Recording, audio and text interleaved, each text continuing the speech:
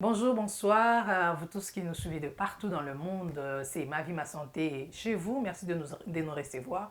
Aujourd'hui, nous allons parler d'un sujet intéressant qui intéresse tout le monde. Comme vous le savez, le devoir ou le souci, le rêve de chaque parent est de voir son enfant réussir. Alors, nous allons parler comment aider les enfants à réussir à l'école, dans la vie. Particulièrement, nous allons parler un peu comment les aider à avoir une vie de succès à l'école. Parce que deux fois, nous ne comprenons pas ce qui se passe à l'école. Deux fois, nous ne savons pas exactement comment aider les enfants à la maison, qu'est-ce qu'ils doivent faire, quelle est vraiment la responsabilité des parents, quelle est la responsabilité des enseignants ou de l'école, qu'est-ce qu'un parent doit faire, qu'est-ce que l'école doit faire, se partager les tâches. Deux fois, ça devient un peu confus, compliqué, on ne comprend pas bien, mais avec l'aide de notre invité, de mon co-animateur, Mukendi Kalambay, que certains d'entre vous connaissent, il fait partie du corps éducatif. Donc avec lui, il va nous aider à comprendre un peu parce qu'il travaille avec les enfants.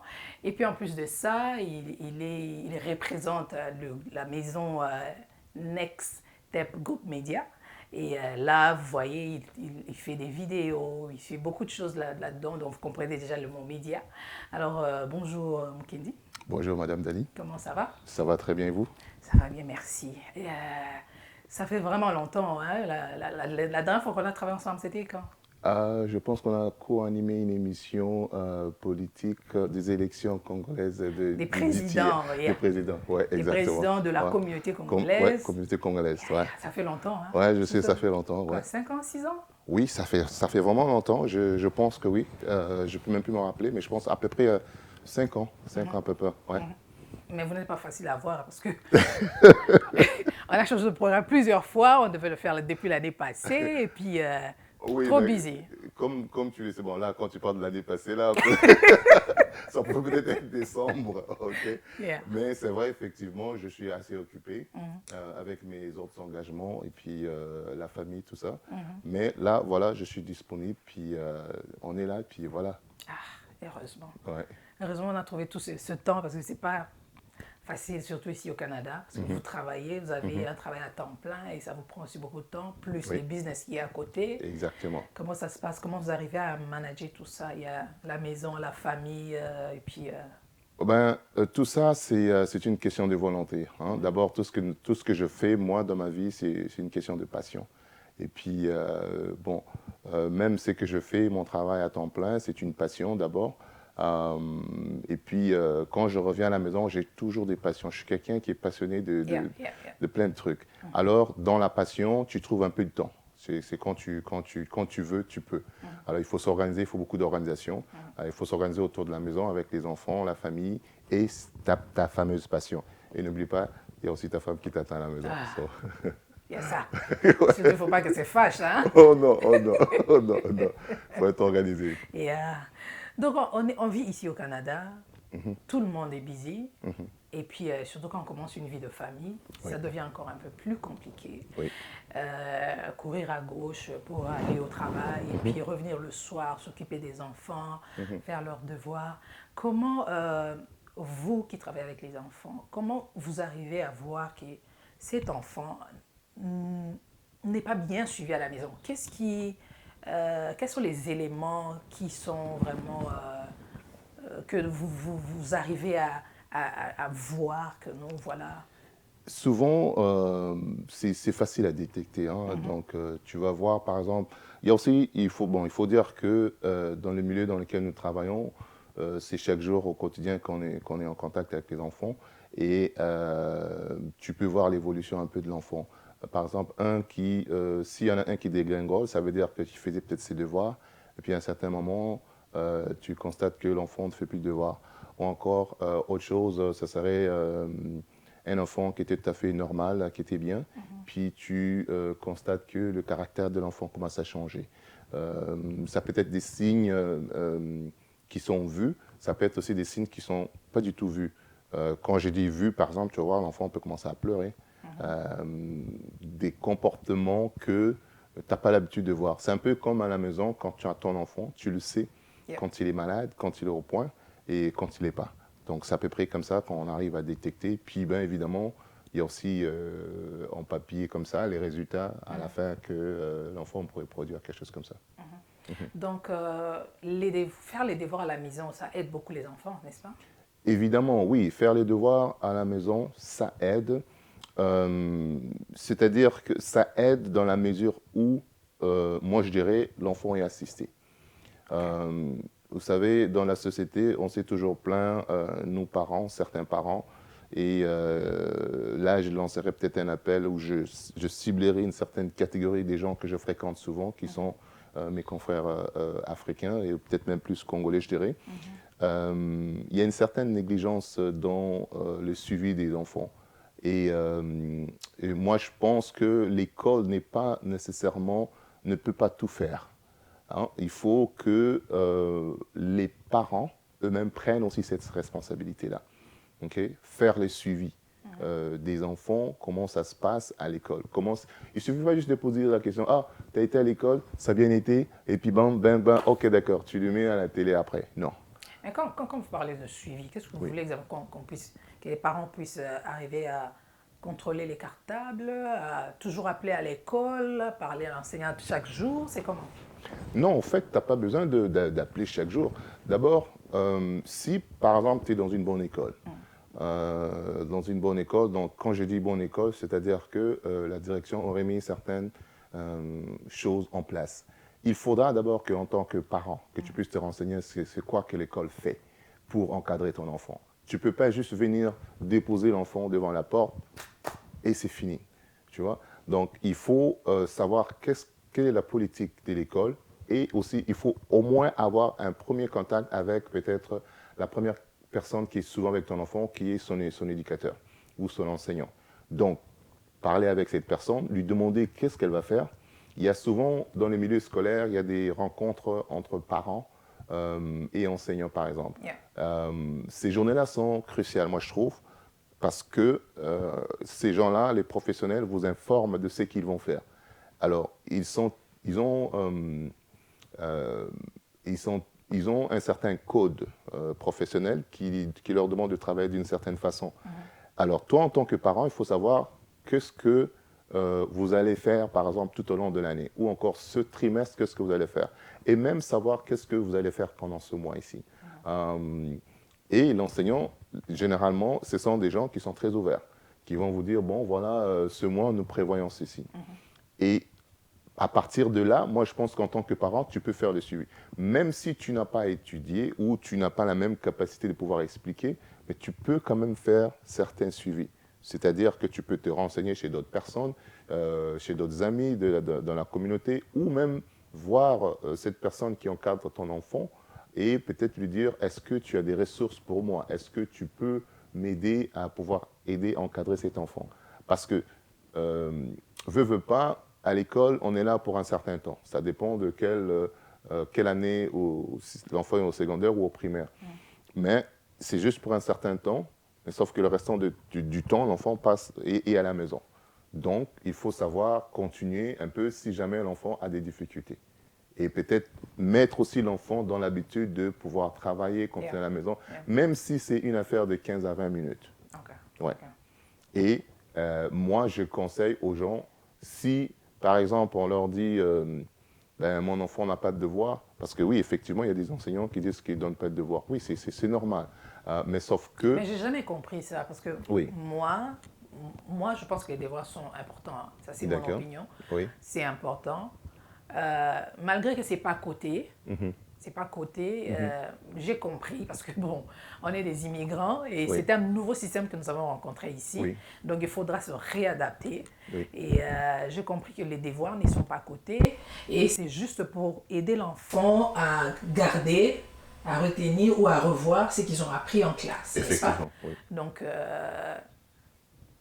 je crois que ce que vous venez de dire, c'est vraiment important parce que ça aide l'enfant à rester dans ce mood, dans ce monde-là de travailler chaque soir, avoir cette habitude.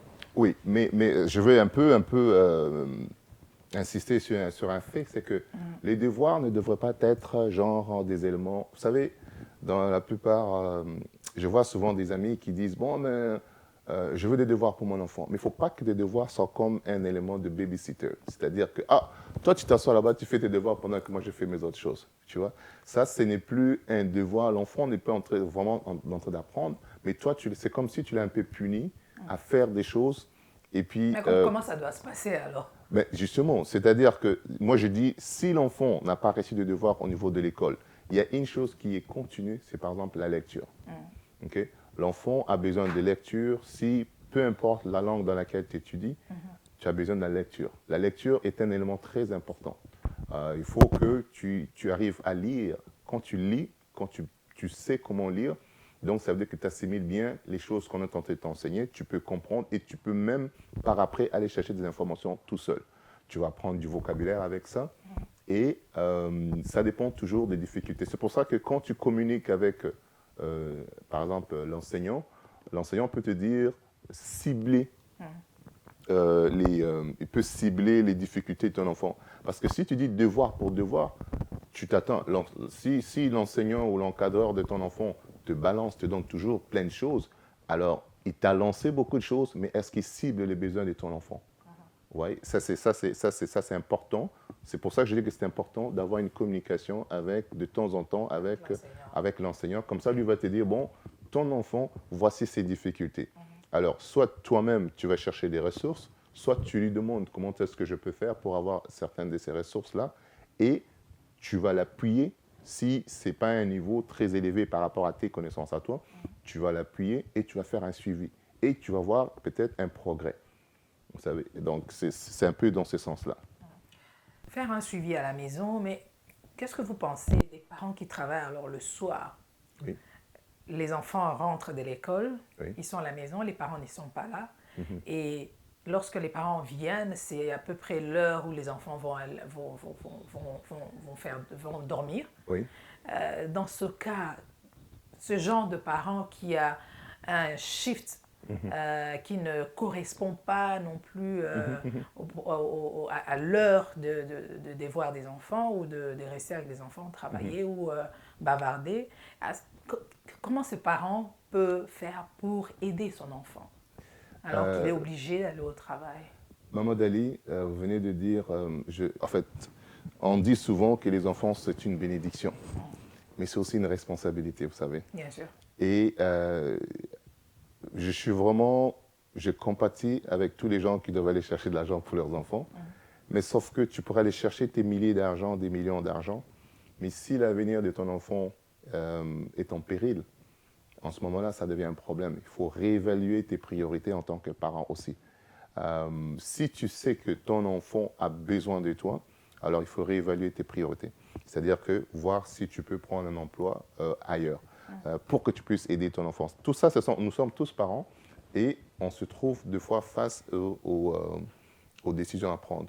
Si par exemple tu te retrouves... Bon, si tu peux avoir quelqu'un d'autre qui peut s'en occuper, comme un tuteur, quelque chose comme ça, tu peux peut-être confier certaines choses, tu peux déléguer certaines responsabilités. Mais à dire que moi, je travaille le soir et que je ne peux pas aider mon enfant, c'est un peu comme dire « too bad pour toi, moi je dois travailler ». Okay? Je laisse ton avenir entre les mains de quelqu'un d'autre, puis on est responsable. Il faut faire des choix, malheureusement. Ouais. Yeah. Et pour les réunions, rencontres des parents, comment vous trouvez ça? Est-ce qu'il y a une forte réponse par rapport à nos amis africains? Comment vous voyez ça? Une chose encore que je déplore, je n'aime pas annoncer les mauvaises nouvelles, mais sauf que c'est un constat. Dans notre communauté, nous sommes par exemple dans GTA ici, et je constate que lorsqu'il y a rencontre des parents, malheureusement, ce sont les autres communautés qui se rapprochent de ces fameuses rencontres entre parents et enseignants. Et les nôtres, il y en a moins. Il y en a moins. Est-ce que vous avez des raisons? Et moi, je n'ai pas de raison. C'est un constat que je vois. Et en voyant cela, tu verras aussi au niveau de performance de leurs enfants, ça peut un peu t'aider à comprendre. Un parent qui ne vient jamais savoir s'en acquérir, savoir comment ça se passe pour son enfant. C'est comme si les gens se sont dit, bon, vous savez, je dépose mon enfant et that's it. Mais non, il faut savoir, il faut s'impliquer. Même quand il y a des petites choses, des fois il y a des choses qui sont organisées autour de l'école, par exemple un spectacle ou n'importe quoi. C'est important que le parent soit là. Moi, je trouve, personnellement, moi, pour les miens, en tout cas, mes enfants, j'essaie d'être là le plus possible. Même si c'est un spectacle et tu dis que non, l'enfant va aller danser, mais tu ne sais pas qu'est-ce que ça va développer chez l'enfant, savoir que... Un autre parent peut dire, Oui. oh, c'est juste un spectacle. Ah ben Il y aura non. beaucoup de gens, ben, Non, non, l'enfant ne va pas il y me aura, voir. il y aura beaucoup de gens, Yeah. mais sauf que toi, tu n'aurais pas été là. Et vous savez, les enfants, quand il y a, par exemple, on revient à cet exemple de spectacle, il y a un spectacle, puis il va attendre, peut-être il va vouloir te voir à la fin. Si tu n'étais pas là à la fin, comment tu aurais pu expliquer? Alors là, ça veut dire que tu entres dans un engrenage de mensonges. Tu vas dire à ton enfant, ben, tu sais quoi, j'étais là, mais écoute, quand même, tu étais là. Les autres parents, après les spectacles, ils viennent voir leur enfant pour leur dire Vous qu'ils savez étaient là, que par exemple. ces spectacles sont souvent organisés vers 11 h, midi, c'est l'heure du travail.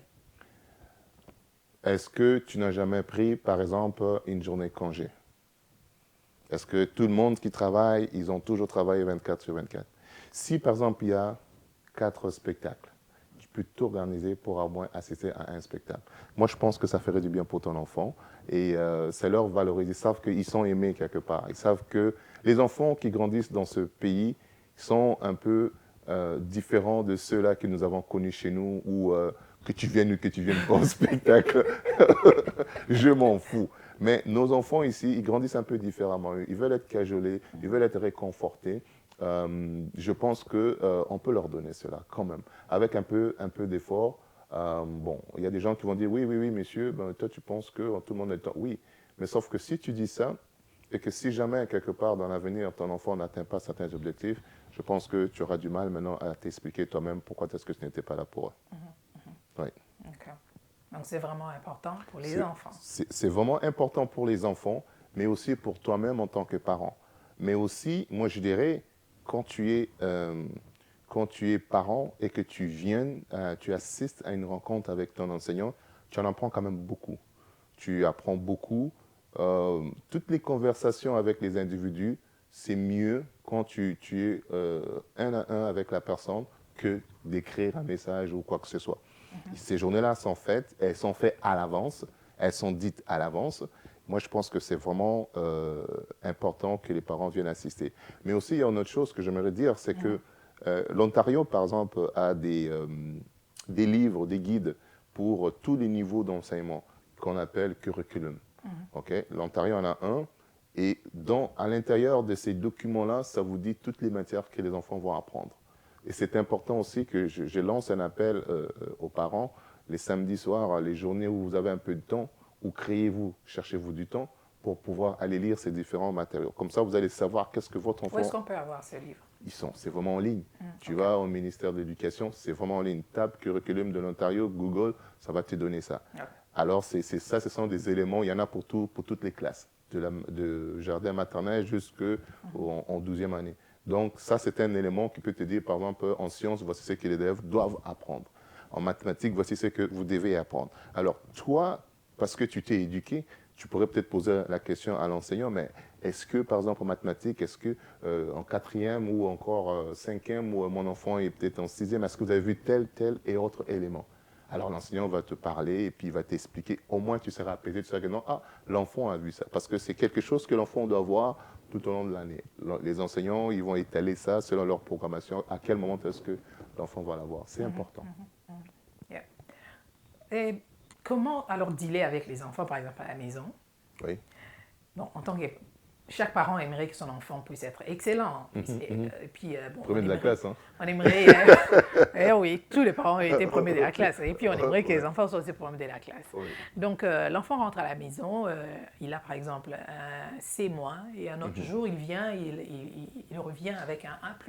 Oui. Donc, comment aider l'enfant, comment l'encourager quand il a un C-, oui.